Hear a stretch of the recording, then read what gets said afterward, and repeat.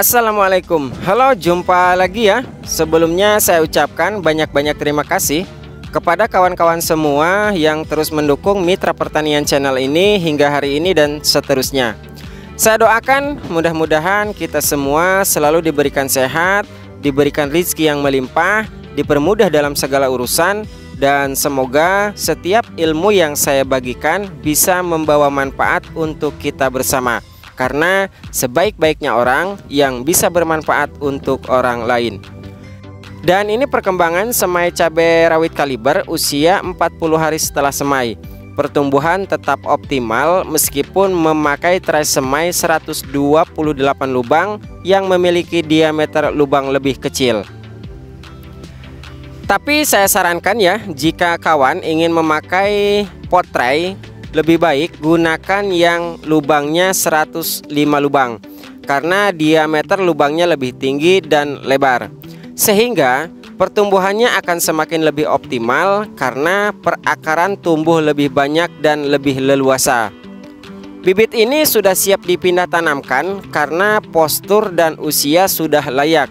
Tapi perlu kawan ketahui juga bahwa usia tidak jadi suatu patokan untuk pindah tanam. Yang penting bisa dilihat dari batang yang sudah kokoh dan sudah mengeras. Tapi bagi saya, dikarenakan sekarang musim kemarau, bibit ini akan dipindah tanamkan di usia sekitar 45 hari supaya batangnya lebih kuat dan lebih siap ketika dipindahkan ke lahan. Sebelum masuk ke bagian cara perawatan, baiknya simak dulu cuplikan berikut ini.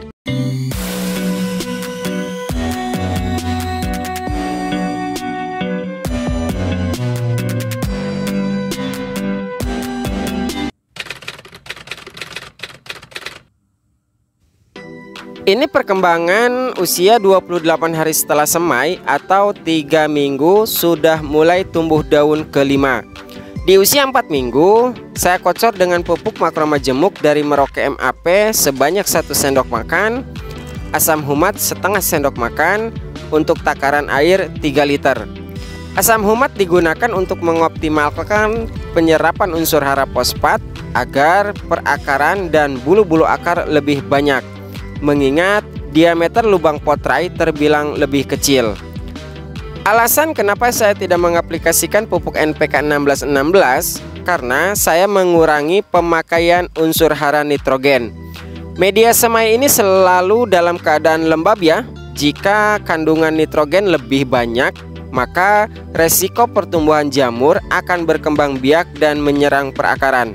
Sehingga pemakaian nitrogen tidak digunakan dengan cara kocor, tapi diaplikasikan dengan cara spray. Karena prinsip yang digunakan lebih baik mencegah daripada mengobati. Sebenarnya, pada asam humat juga terdapat unsur nitrogen sebesar 1%. Jadi, kebutuhan nitrogen terbilang cukup dan tidak berlebihan. Bagi saya, pupuk organik adalah prioritas utama karena asam humat, asam amino, asam pulpat maupun asam humik itu bahan-bahan organik dari alam kembali ke alam.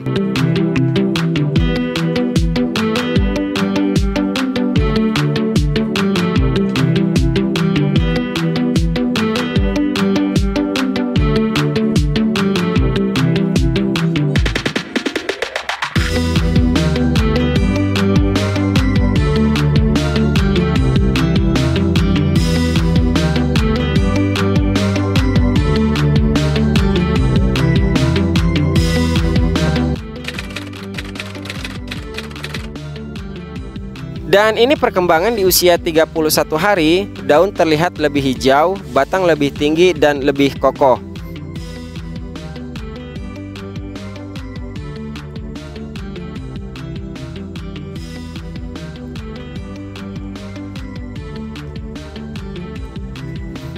Perawatan hanya penyiraman. Usahakan media semai jangan sampai kering ya. Waktu terbaik proses penyiraman di waktu pagi di bawah jam 9 karena di waktu tersebut tanaman sedang melakukan fotosintesis atau sedang mengolah makanannya dengan bantuan sinar matahari. Tapi perlu kawan ketahui bahwa tanaman tidak akan atau tidak bisa melakukan fotosintesis jika tidak ada air atau kekeringan. Air adalah faktor kunci utama tanaman bisa mengolah dan membuat makanannya sendiri.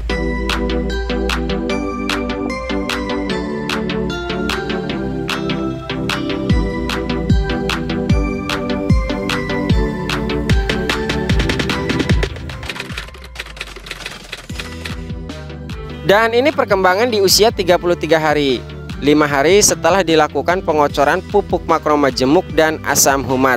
Perawatan disiram secara rutin.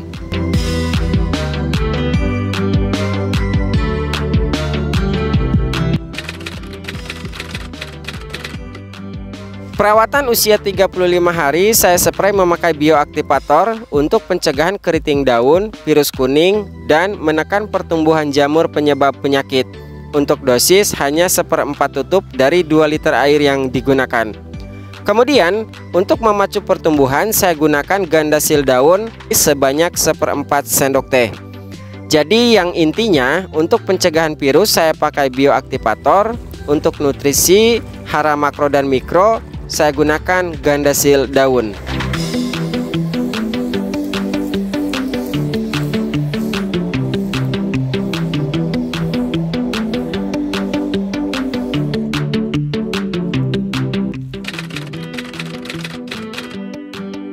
Dan ini perkembangan di usia 38 hari, 3 hari setelah diaplikasikan bioaktivator dan gandasil daun.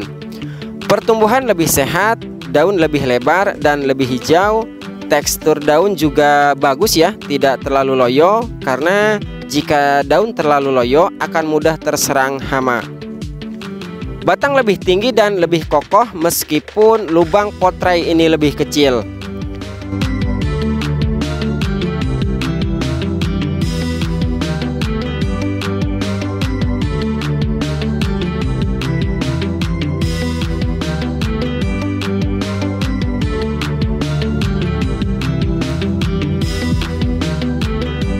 Di usia 38 hari saya kocor dengan asam humat sebanyak setengah sendok makan, pupuk Merauke MAP 1 sendok makan,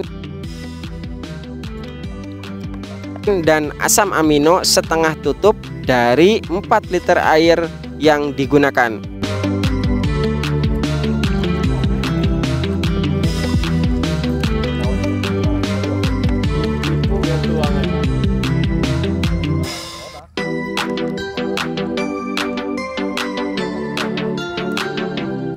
Dari ketiga pupuk ini saling melengkapi untuk menunjang pertumbuhan tanaman lebih optimal.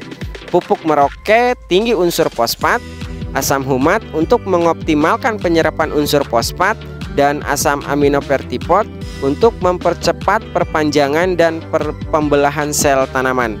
Lebih dewasa usia tanaman, lebih banyak menumbuhkan akar dan bulu-bulu akar, sehingga kebutuhan nutrisinya harus dilengkapi agar pertumbuhannya lebih sehat dan optimal.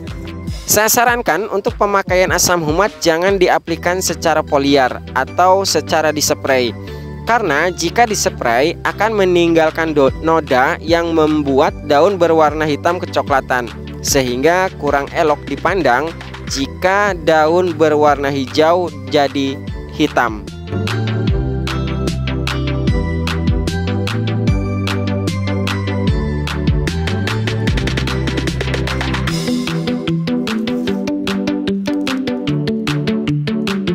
Baik kawan ya, itulah informasi cara perawatan semai cabai rawit menggunakan tray semai 128 lubang.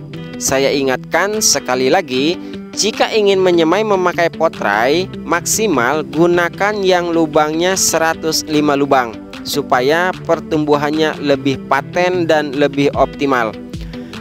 Setelah ini akan tayang cara perawatan semai dengan cara tabur yang dipindah ke polybag semai. Perawatannya sangat simpel, hanya mengaplikasikan jamur jakaba dan asam humat. Ingat pesanku, tetap jaga kesehatan, tetap semangat, dan semoga bermanfaat.